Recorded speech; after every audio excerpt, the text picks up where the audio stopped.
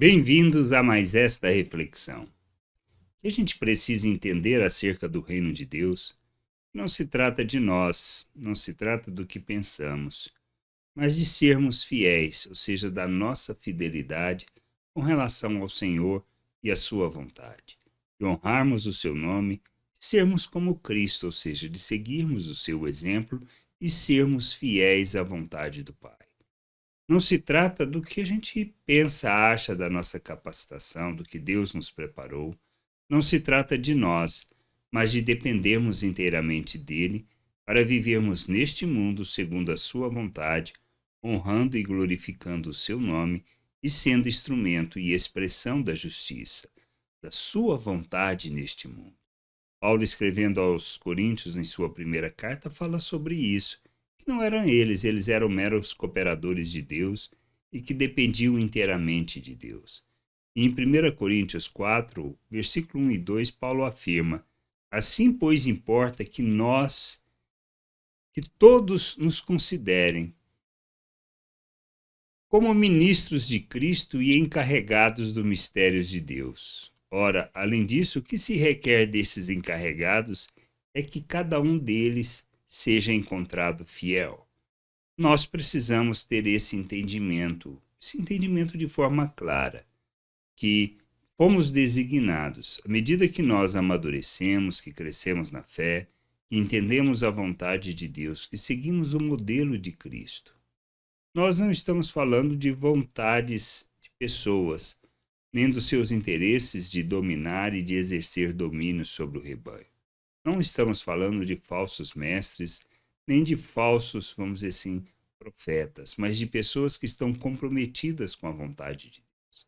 Então, à medida que elas amadurecem, que crescem, compreendem a vontade de Deus, são designadas para serem instrumento de edificação do corpo, o crescimento do corpo, levando não só a própria pessoa à maturidade, ou seja, a nós mesmos, mas também aqueles a quem nos, vamos dizer assim, foram confiados a nós, para que nós possamos ser instrumento de justiça e expressão da graça, conduzindo cada um à maturidade. É deste processo que nós estamos falando. É desta realidade, de sermos instrumento na vida das pessoas. Não se trata de nós. Temos que ser fiéis ao Senhor e à sua vontade, não ao que pensamos.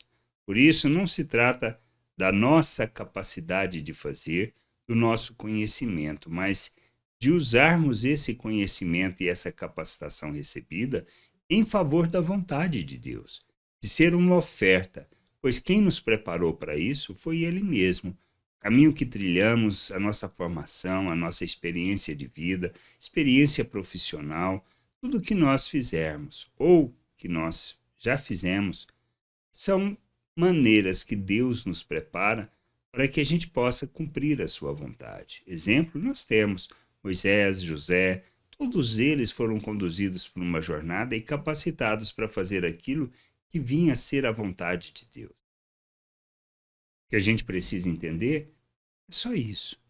Somos instrumento de Deus, expressão da vontade de Deus.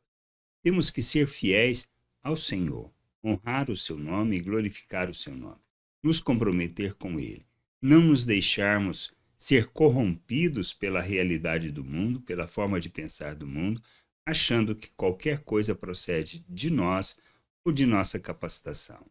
Mas dependemos do Senhor, dependemos inteiramente dele para glorificar o seu nome, para viver a sua vontade, para expressar a sua vontade neste mundo.